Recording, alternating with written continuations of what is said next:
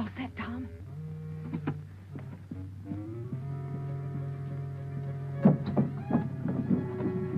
Right in here, Sheriff. All right, you asked for it. Hey, stop! No, stop! Jailbreak! It's a jailbreak! Take the hill trail. I'll meet you at Dead Pine. Dale, what's this all about? Hurry, Tom. Come on! Get away from me, will you? Oh, you concerned idiot!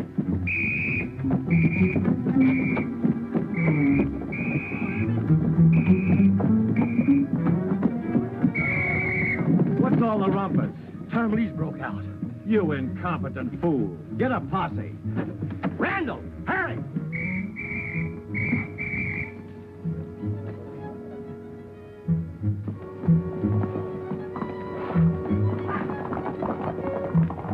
Come on, boy.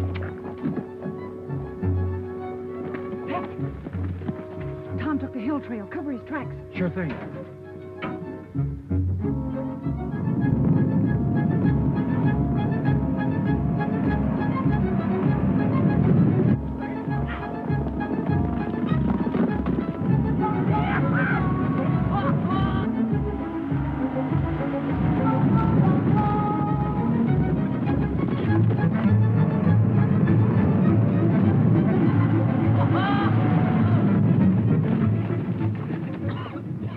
That blasted idiot, now we've lost the trail.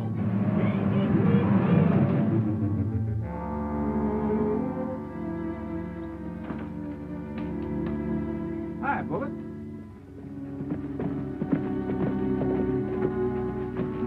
Oh, hi, Dale. Tom, what are you doing here? Boy, it was my idea. We got to talk to you. Well, come on inside. Dale, I know you meant the best, but taking the law into your own hands is a pretty serious business. Well, what else could I do, Roy? The sheriff's such an old fuddy-duddy. I guess you were on the spot at that. But anyway, as long as Tom's with me, he's technically in custody. That's fine with me, Roy, but who do you think's trying to get rid of me? Well, that's our next move, finding out. Tom, do you know anybody who had a grudge against Joe Walton? No, everyone liked him. I did, too, even though we had a run-in. You had a quarrel with your boss? Well, yeah, but only because, well, he thought Bess and I oughtn't to get married just yet. Everybody knew I was sore at him, and that's why the sheriff jailed me. Well, Tom, we're going to give you every chance to clear yourself.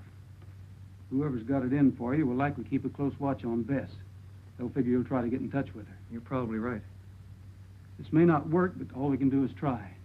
Tell you what, sit down and write Bess a note and tell her to meet you here at the ranger station and not let on to anyone. We'll see that she gets the note. Okay, Roy.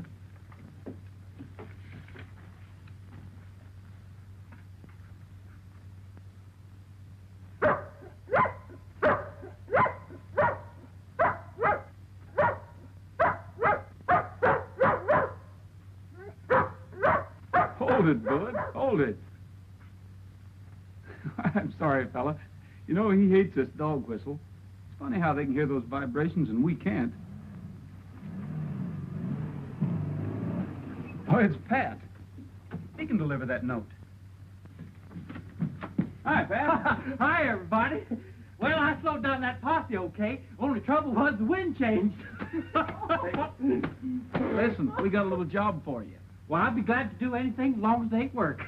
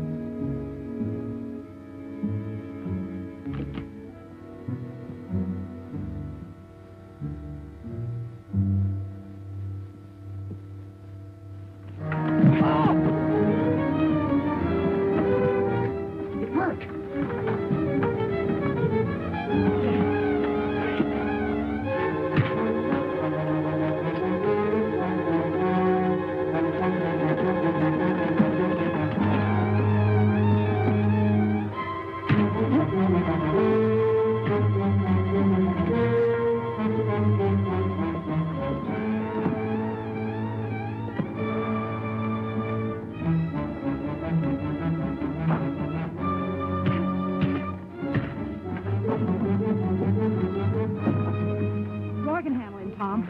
Anyway, we want him in shape for questioning.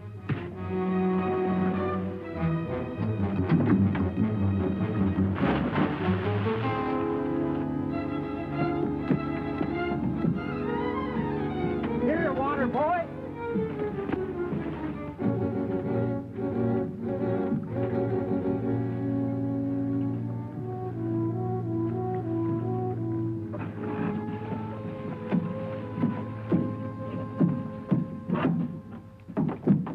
Why, it's Waco!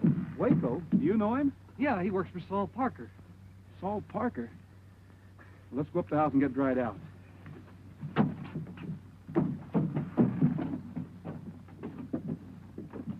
You still claim you followed Bess on your own hook, huh? Sure I did. The whole county's looking for him. There's a reward out for him. You weren't just looking. You were primed to shoot him. You can't run me in. I can charge you with attempted murder. Of course, if you decide to tell us who your teammates are, we... I'm telling you nothing. Suit yourself. Pat, come here. I got a little job for you. How about taking this gent back to Mineral City for me? I'll deputize you. It'll be a pleasure. You like Nellie Bell a lot better than that Black Mariah.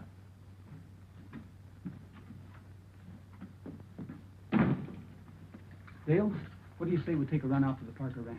What reason could Parker have? I don't know yet, but sometimes if you poke around, things turn up. You kids stay here till we send for you. Come on, Bullet. Come on, Bullet.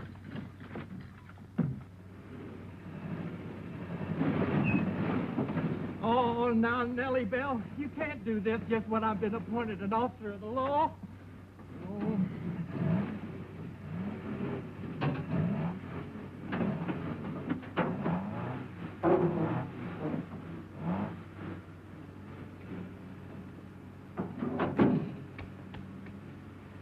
You see? Just a master mechanic.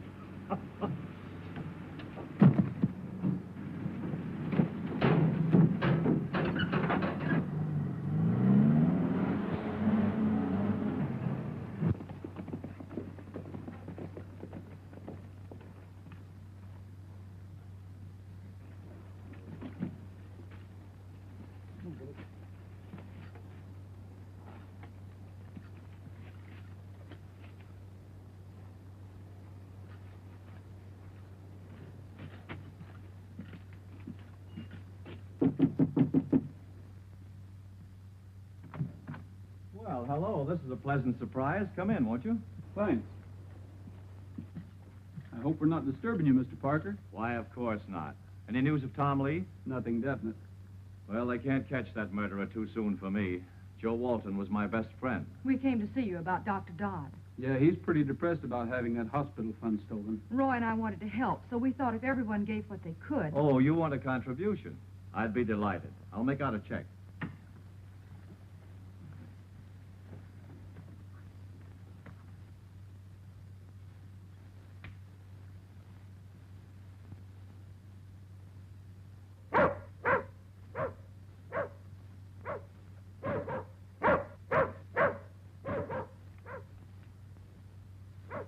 Is that your dog outside? Yes. I tied him up, but he wouldn't bark unless there was something wrong. Maybe we better take a look.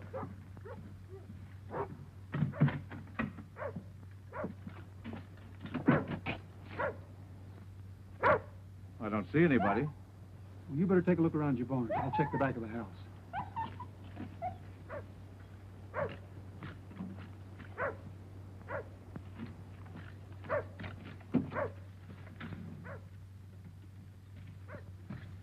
Find anything?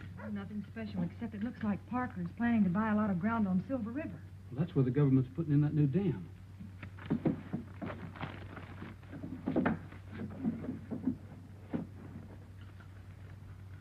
Hey, he banks over at Grover Falls. Yet he says Walton's his best friend. Yeah, and look here. He was almost down to his last cent until a few days ago, and then he made a large deposit. The very next day after Walton was murdered. Did you find young Lee? We're in big trouble, boss. Huh? Yeah, Rogers caught me while I was trailing the girl. So that's why they came here. Yeah, 10 to 1, he knows enough to hang us already. You won't know it long. Get Al and Barney. Rogers has to go back through Cedar Valley. But why should Parker want to get rid of Tom? It's my hunch that he tried to borrow money from Walton. When Morton refused him, he murdered him and stole the money. He figures Tom might know about him needing money.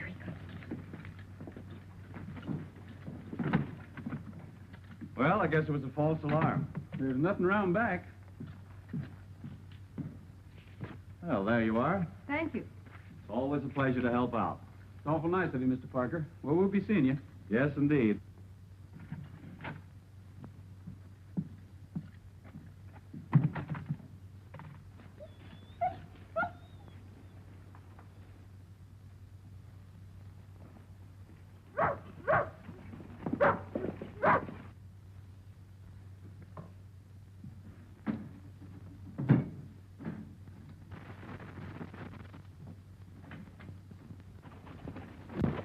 Hey, there's Pat's Jeep.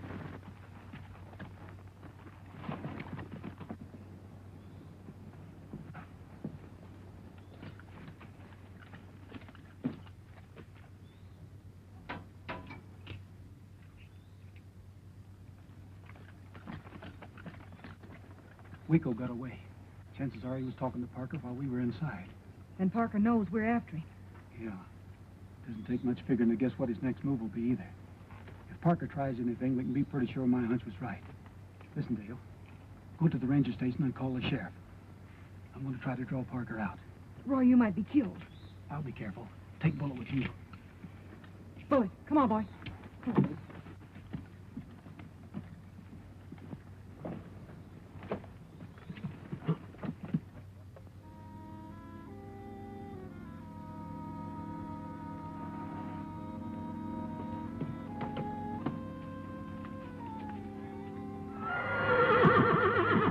What is it, Trigger? Oh, horses up ahead, huh? Thanks.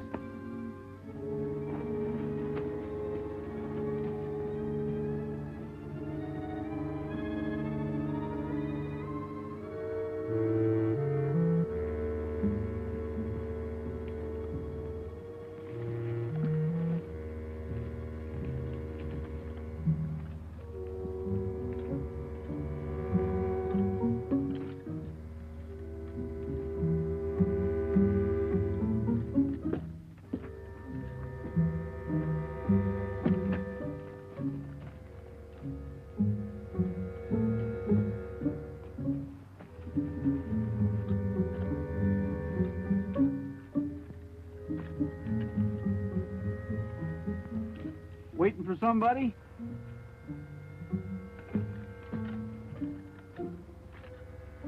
Come on up. Just in case you get nervous. What do you say we all relax?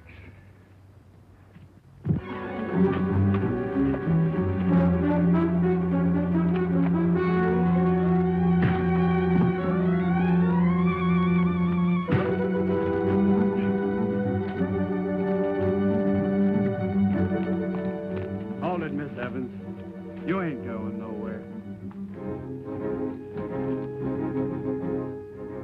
Get down.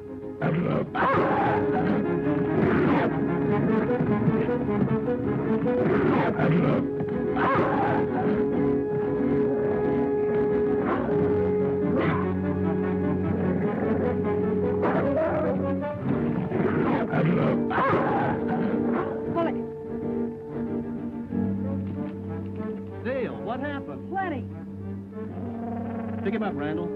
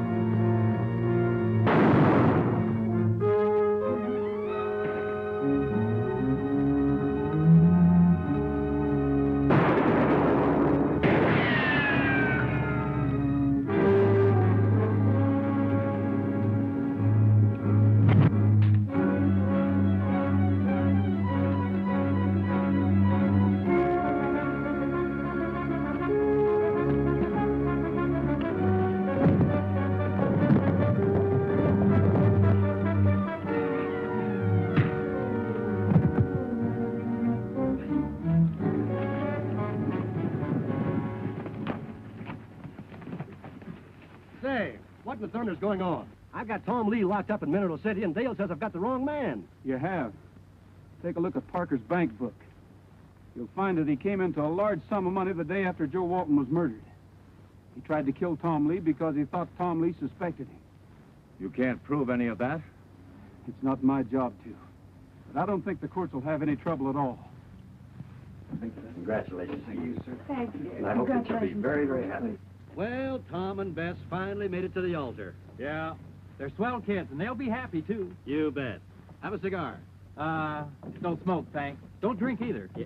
Wait a minute. What do you mean you don't drink? The day Tom broke out, you were swacked to the gills. Well, I'll tell you, Sheriff. You see, it was like this.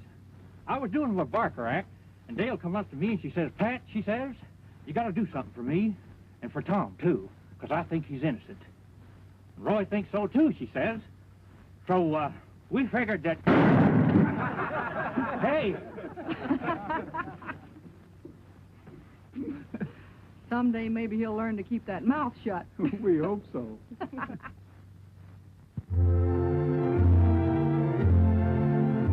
Happy trails to you until we meet again. Happy trails to you. Keep smiling until then. Happy trails to you till we meet again.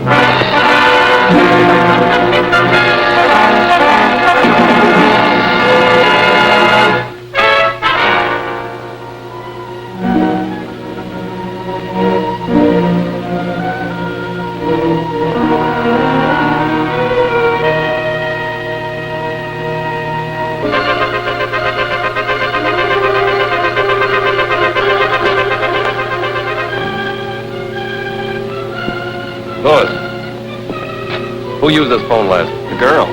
She left the connection open so they could hear us. We've got to get her away fast. Ho! Captain America.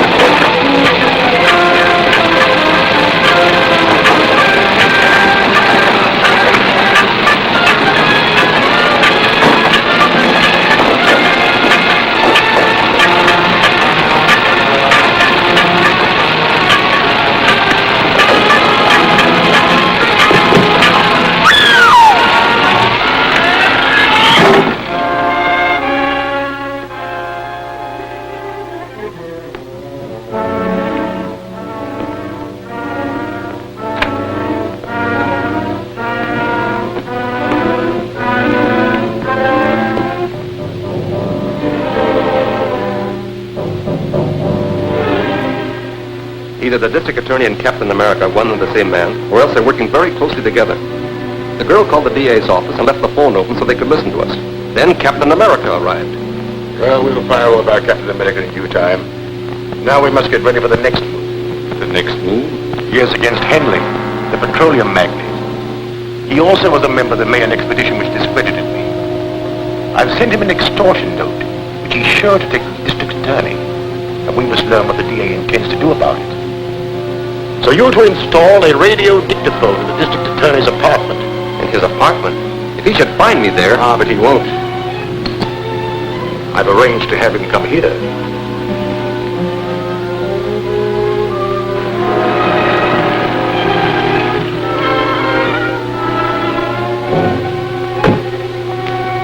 Shine, sir? Not today.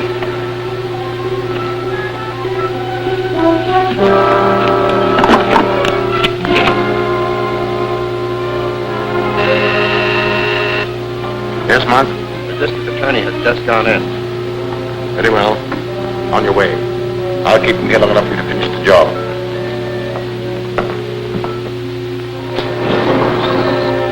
In the library. Come in. Hello, Doctor. How are you, Mr. Gardner? It was good of you to come. I realize you're a busy man these days. Have a seat. Thank you. I'm very busy, but I knew you must have a good reason for wanting an interview. Thank you, I have. The National Academy of Science has asked me to prepare the material for biographical articles on the members of the Mayan expedition who have been murdered. I'd appreciate it if you look over these notes to make sure I'm not divulging any information to the criminals that might interfere with your plans to arrest them. They're only a few pages. Perhaps you could look them over now. Certainly. I'd be glad to, Doctor.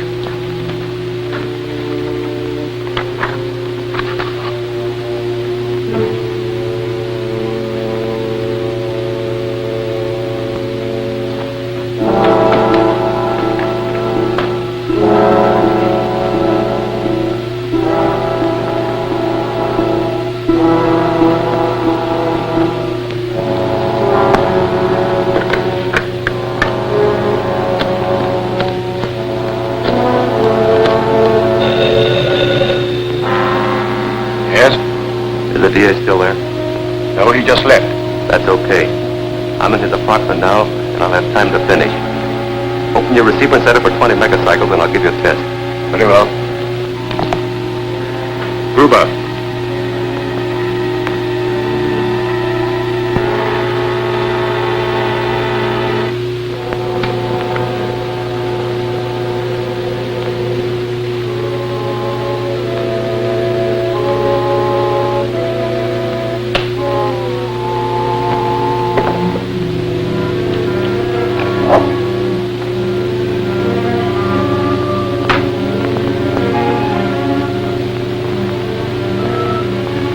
Calling H1.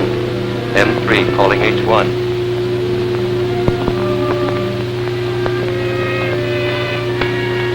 Hello, hello, hello, hello. Yes, we heard it. It's okay.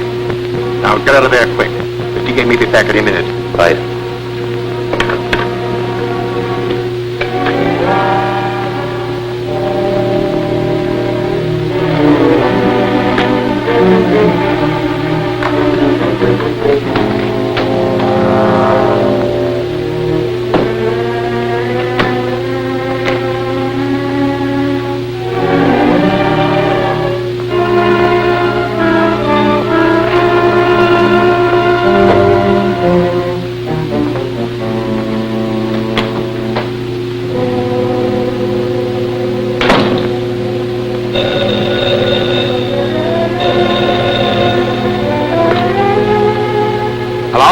Hello, Chief.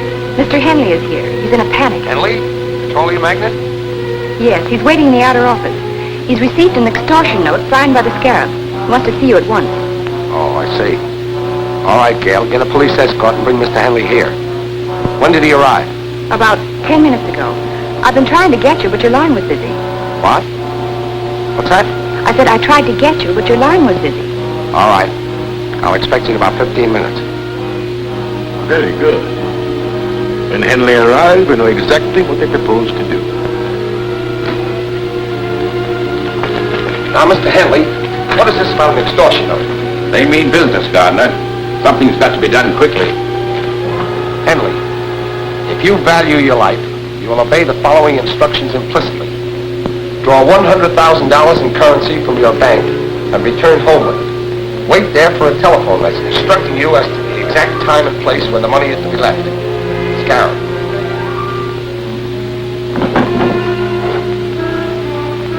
How did you receive this? It was pushed under my door. Do you intend to pay this money? Of course I intend to pay. It's my life I'm buying. I consider it worth the price. I'll consent on one condition. You are to remain on the police guard, and Miss Richards will deliver the money. That's satisfactory. Will you try and capture the extortionists when they come for the money? That won't be necessary. We have a specially constructed carrying case for just such an occasion as this. It has a secret compartment containing a radioactive cell, which keeps sending out a signal. By means of triangulation, we can locate the case wherever it is taken. Perhaps to the headquarters of the Scarab himself. I'll take care of the mechanical spy. We'll take every precaution to protect you.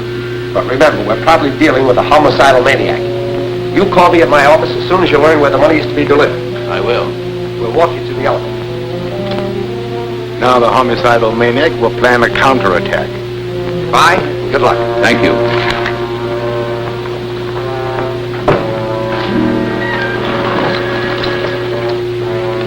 What is this fairy tale about a carrying case? I never heard of it. Neither did I.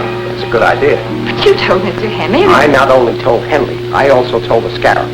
When you said my phone had been busy, I realized someone had been in the apartment. I searched and found a radio dictograph concealed in the bookcase. Then they think... Just what I want them to think. That we're depending on the phone he located to trace them. So they won't expect us to try any other scheme. So that's it. Yes. And as soon as we learn where to leave the money, I'll start. You go to Henley's, pick up the case, and take it to the location designated.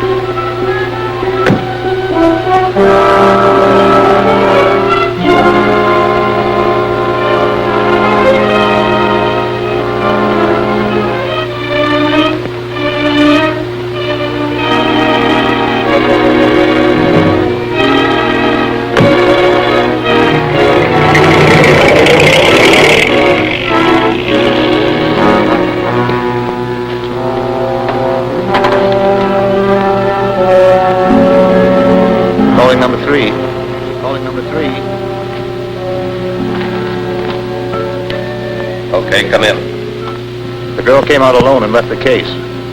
I'll get it. Drive the car around to the other entrance.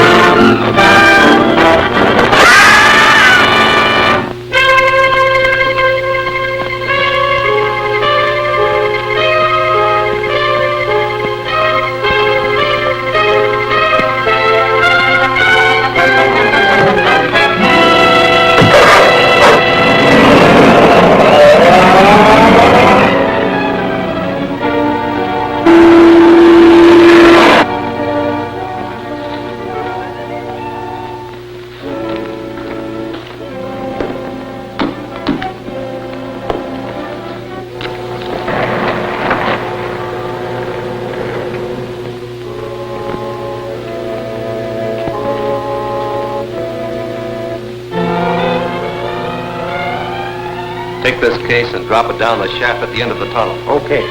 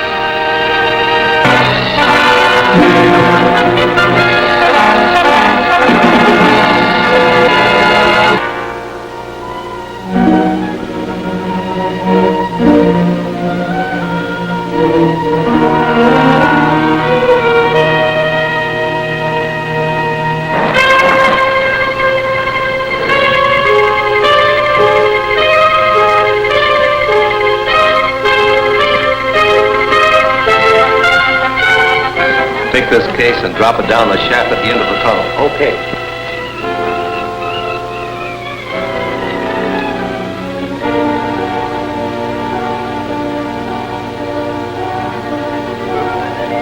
Get your hands up, Matson.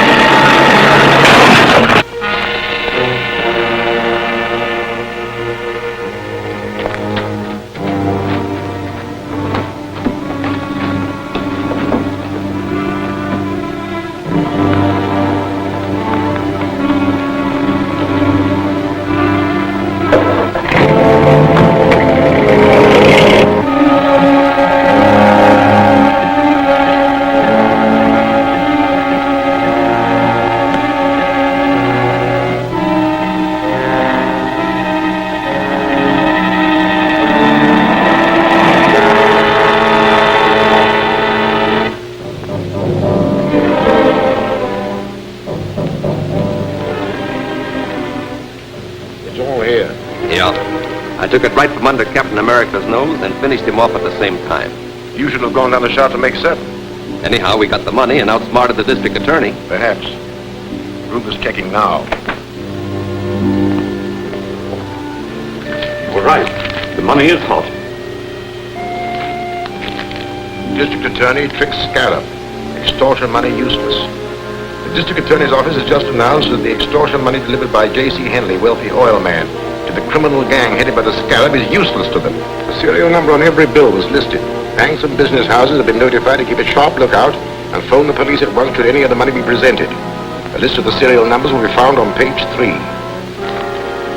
In my last note to Henley, I warned him he would suffer if he failed to obey my instructions.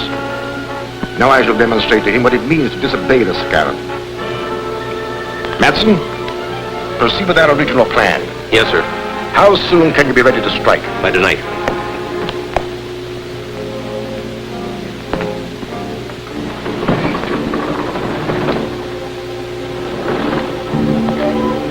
After tonight, Henry will be glad to pay any price I demand, in spite of all the protection he can get from the district attorney. And although your trick to prevent the use of the money was successful, you will soon learn how dangerous it is to disregard the Scarab's orders. Scarab, when did you get this note? It slipped under my door about an hour ago. You know, I was a fool to take your advice. I should have paid the money without any strings and had it all over with. What assurance do you have that the Scarab would have stopped with one demand? Once you start paying extortion money, there's no end to it. But this second note doesn't ask for money, it just threatens me. Oh, I want to help you, but, well, I've got to consider my own safety. I've considered that too, and made arrangements to keep you right here in my own apartment under guard. But neither you nor any member of that Mayan expedition can be really safe until the Scarab and his gang are run to earth. Of course, you're right. It's a hopeless task. Not exactly. This was in the pocket of the man found at the mine. Just a card from a used car lot. It isn't much of a clue. No, but it does indicate that the dead man has had some connections with the used car lot.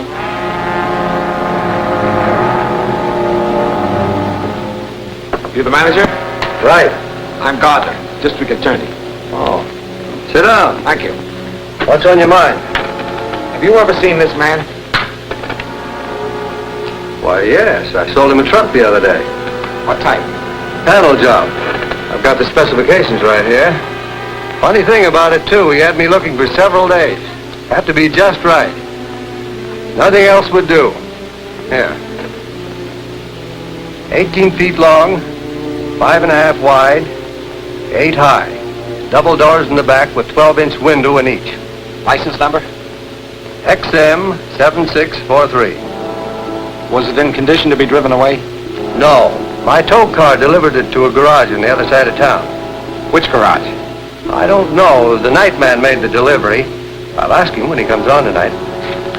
Phone me the address of that garage as soon as you can. I'll be waiting in my office. Sure.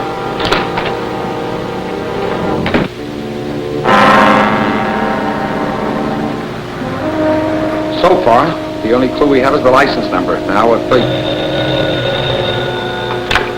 Hello? Just a moment. It's for you, Chief. Hello?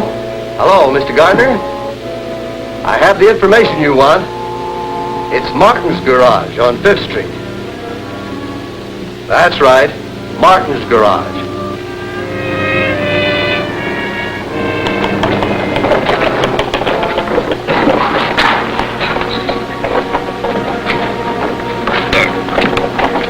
Take it easy with this stuff. All right.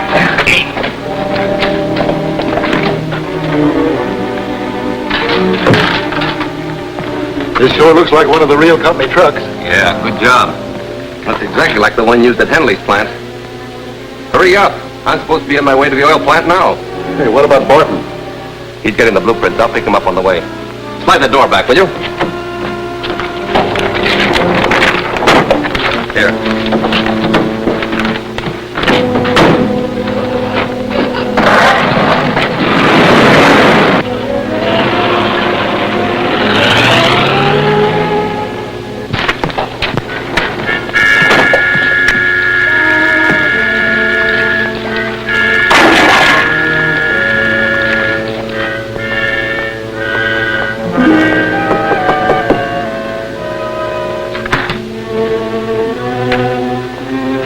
Hello.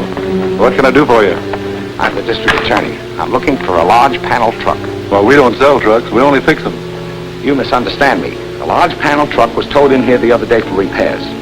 The license number is XM 7643. Oh, yeah. It needed a new motor, and we didn't have any, so we turned down the job. The owner took it someplace else. You don't know where it was taken, do you? No, I don't. And you didn't do anything at all to it? No, not a thing. You don't mind if I look around, do you? Oh, go ahead. Help yourself. Thanks.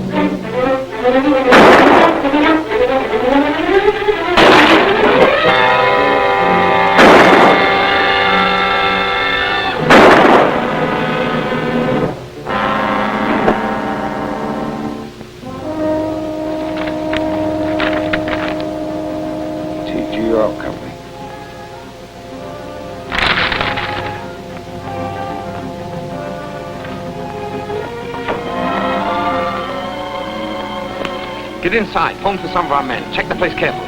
Is the truck in there? No, but they stenciled it with the name of Henley's Technigas Oil Company, so they must be planning to attack his plant. I've got to get out there right away.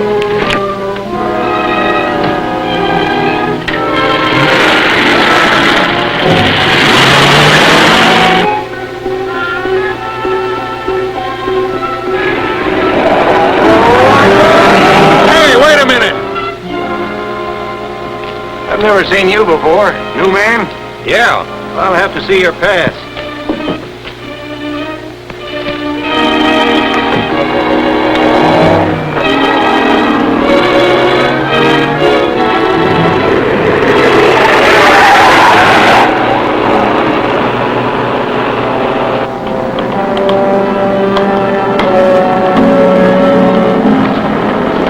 we hook them in.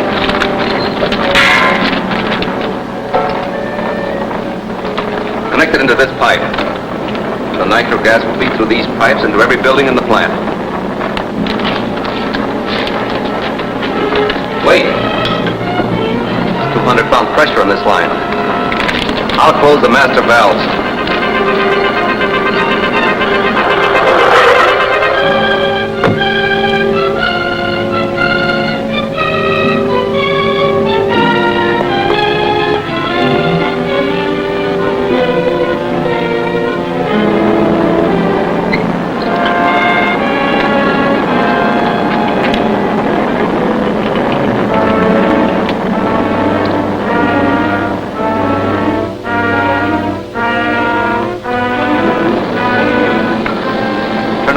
Full blast.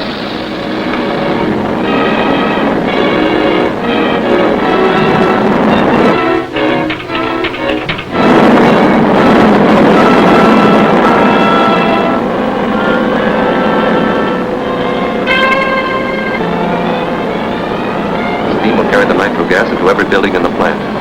As soon as the pressure hits 350 pounds, the gas will ignite and the whole place will blow up. Well, let's get out of here.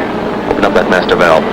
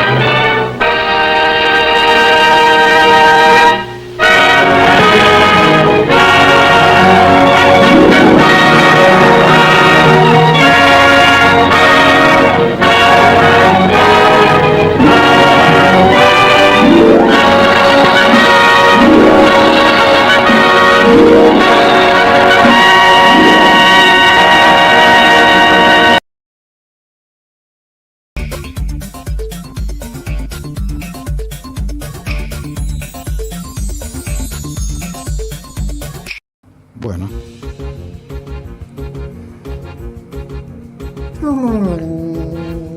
Lo saco.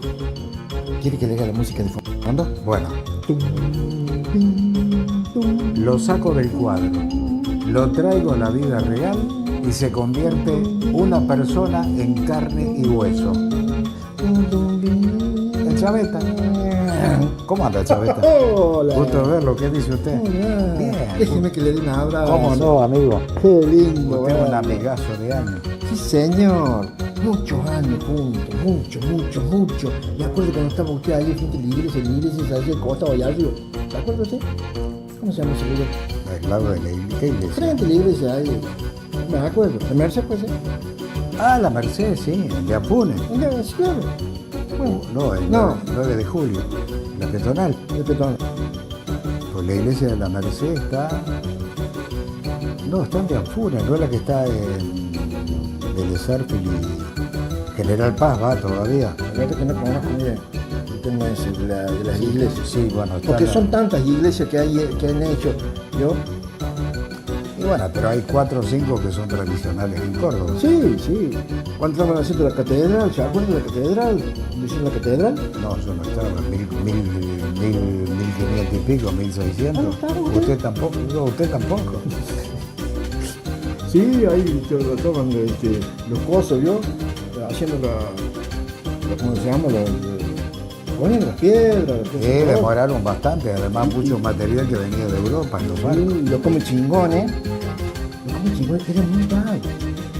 Como chingones no dejó un carajo, no dejó un carro, alguna cosa. Pero yo, Imagínense usted, los curas, haciendo los pobres tan atentos, y le pongo chingones mirando de ahí de la Maipú. Creo que no había ningún edificio, nada, miraron de ahí entre los yuyos. como hoy los muchachos que miran Eso. y no hacen nada. Eso, exactamente igual. Entonces miraron así, y ahí le decían los curitas, vengan. Y los indios decían, no. Yo no voy ahí. Ahora, de todas maneras, los comechingones, la virtud que eran oriundos de acá. Sí. No como lo que tenemos en el sur, los famosos falsos mapuches que, Los mapuches. que se quieren apoderar de un montón de tierras de la Argentina, cosas que no corresponden, ¿no? Bueno, vienen de Chile. Por eso le digo, sí. Bueno. Los comechingones eran vagos, todo lo que quieran, pero Eran nuestros. nacieron acá. Sí, señor, tiene razón en eso. Y además, usted que tocó eso, que acaba de tocar de los comechingones, ¿no es cierto? La política de Chile siempre fue expansionista. Siempre. Le quitaron los terrenos a Argentina, a Bolivia y a Perú. Siguen estando en ese lugar, esa triple frontera que hay ahí. Es de conflicto permanente. conflicto. Ahí en el desierto de Atacama. ¿Conoce el desierto de Atacama? Sí, lo conozco. No hay nada, No ¿eh? hay nada, y además, bueno, los peruanos y los bolivianos han luchado toda la vida para que le den la salida al puerto, al mar, por el Pacífico. Claro, los bolivianos no tienen mar. Tienen el lago de Titicaca. Están en Bolivia, ¿no? Ah, y acá en Belgrano, en su barrio, en Alberto. Sí. No, en el barrio de Mansilla, ¿no? Su barrio es la revista, pero bueno. Señor. No sé por qué me salió Mansilla, ahora me acordé ¿De quién me habla? de Jorge Mansilla, el actor, uno que dobla películas. Dice que si no las quiebra, ¿se acuerda que me contaba el otro día? Ah, sí. Negro Granda, ves. Yo sé, vio cómo es. Pero ha hecho mucho teatro, lo he visto en muchas Sí, obras. eso es cierto. Pero mi papá sabía decir, mi papá, Alberto Cognini, ¿no? Ujú. Sabía decir, no hay peor cosa que un piojo resucitado. Tiene razón. Bueno, yo de todas maneras tengo una buena relación con él y respeto lo que hace, así que... Mire usted, debe ser lo único. Bueno, está bien. Pero con uno que te respete ya Sí. ya basta, ¿no? Sí, uno es un montón. Bueno, usted me hablaba de la iglesia catedral, de los Sí, comienzos, todo. Córdoba tuvo una particularidad. Estaba a 700 kilómetros de Buenos Aires, Sí. donde desde esa época ya se cocinaba todo. Sigue. Y sigue cocinándose. Sí, señor. Pero de todas maneras, Córdoba, viste, a 700 kilómetros, las noticias llegaban tardísimo, se enteraban como a los meses de algo que pasó allá y que ya no era noticia. No era noticia, Claro. ya era verdurita, cruda, ¿no? Bueno, y Córdoba empezó a tratar, eran 72 manzanas, nada más. Tenía como 8.500 habitantes, una cosa así. 8.500 habitantes. En 1800, bueno, usted se acordaba la fecha el otro día, 1860 y pico, una cosa Sí, así. por ahí, pero más o menos. Bueno, la particularidad que tenían más mujeres que hombres, fíjese, ¿no? ¿Más mujeres que hombres? Y como ahora. Sí, igual. Y sigue igual, por eso Igual. la tendencia, Claro. lo que diría un encuestador de hoy, las famosas tendencias, vio que van a marcar. Claro. Si hubiese hecho una tendencia en 1800 y pico, la tendencia hoy sería realidad porque sigue siendo más mujeres La que misma. hombres. ¿Cuánto por ciento más o menos? No, pero las mujeres, a ver, no quiero equivocarme, pero eran como 61%, Sí. y los hombres eran 39%. Mire la diferencia. Claro, ¿no? Casi 20 puntos. Claro, o sea que el dicho popular ese que dice que hay 7 mujeres para cada muchacho, ¿cierto? Era más, me parece. Eran como 10 para cada uno. Ah, ¿sí? Y es claro. ¿Y dónde están? Yo siempre pregunté lo mismo. ¿Dónde están? A mí me faltan como 5 por lo menos, 6. Sí, a mí también. Mire, yo... Pero ¿y la pirula? Sí, por eso, una sola. Tienes razón, claro, 7 para cada uno. Claro, me están faltando 6. Y bueno, pero todavía tiene tiempo. Alguien debe estar Dando vuelta para llegar a su vida. Sí, Yo, cierto. como dice el dicho ese famoso, Es cierto. no se ponga loco que ya va a llegar. No me pongo loco. Mire, ¿usted cómo sabe de las encuestas? Eso es lo que pasaba en Córdoba, ¿eh? Y bueno, y resulta que las mujeres, más que nada, la profesión que tenían era la costurera, coser, hacer prendas, arreglar prendas. Y O sea, a ver. no es la costurerita que usted me va a cantar ahora. ¿La costurerita que dio el mal paso? Exacto. Eran costureras de oficio. Mire usted, me acuerdo de esa poesía. Que después fue un tango, ¿no? Claro. ¿Cómo era? Costurerita.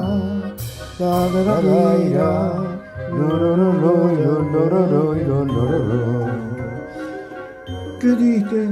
Te fuiste con otro muchacho, algo así, Sí, ¿no? bueno, O sea, costurerita, que te fuiste con otra. ¿A dónde fuiste? Y me dejaste solito. Y bueno, por eso dio el mal paso, después se arrepintió y volvió. Está todo igual, ¿eh? Por eso, bueno, en esa época las mujeres hacían costura, los hombres Los hombres eran esclavos. esclavos que eran sastres, eran labradores. Eso con mucha suerte, ¿sabes? Bueno, sastres ya eran categoría, ¿no? Sí. Era un morocho de categoría, por Sí, no sí. decir otra cosa. Sí, sí. Pues si no, también después me cargan a mí con el... Y nadie me dijo hoy.